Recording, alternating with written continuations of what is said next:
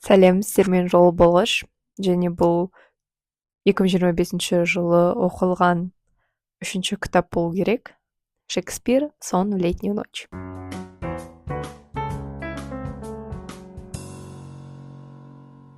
Бұл кітаптың атын мен бұл кітап бар екенін білмей тұрған кезде жай ғана қолданатын едім. Бір қайдағы жоқ нәрсе ойыма келген кезде звучит как сон в летнюю ночь деп. Мен бір жақтан естіп алғаным ба, әйтеуір шынымен де бұл кітапты сондықтан бұндай кітап бар екенін көрген кезде таңғалдым. Бұл бізде комедия, 5 акттан тұратын Шекспирдің комедиясы. Қазір іздеп қарасам, түрлі фильмдер және қойылымдар түсірілген. Енді міндетті түрде қарау керек және өте қызықты болатынына сенемін. Осыған дейін Шекспирді оқымадым, яғни Шекспирдің алғашқы туындысы, шығармашылығы десе болады. Ромео мен Джульетта әрине танымал және мектеп кезінде сәл-пәл енді шет жағасын білеміз барлығымызда, бірақ сонда да толыққанды кітабын алып оқыған жоқпын. Не айта аламын?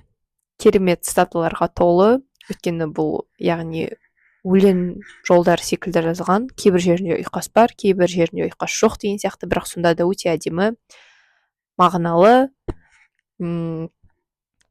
андай бұрын сонда ойланбаған түрлі ойлармен бөліседі. Шыны керек, Шекспир махаббат туралы.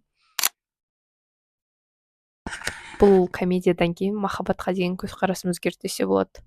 Өйткені бұл комедияда бізде спойлер емес ау, бірақ екі жұп бар. Екі жұптың жағдайы екі түрлі. Және бүкіл драма комедия болып жатырған кезде, драма емес, комедия. Басында оқып бастағанда бүкіл кейіпкерді тізімі беріледі және сол тізімді жаттау қиын, бірақ мен зейін қойып жаттадым деп айта алмаймын. Жай ғана оқып шықтым да, жақсы, ары қарай оқу барысында жатталып қалар деген сеніммен оқуды жалғастырдым және бұл дұрыс шешім болды. Өйткені басында мен сол тізімді көрген кезде бұның барлығын жаттап түсініп, содан кейін барып оқу керек шығар деген бір ой туындады, бірақ мен бұл ойдан жылдам арылдым. Өйткені шыны керек, олай болатын болса, мен бұл кітапты мүлдем ешқашан бастамас едім. Жылдам өтіп кетті және өлең жолдары түрінде жазылғандықтан оқу өте жеңіл. Кейбір кездерде енді өлең жолдары болғандықтан бір астарлы ойларды айналдырып келіп алып келеді. Айналдырып тұрып жазады.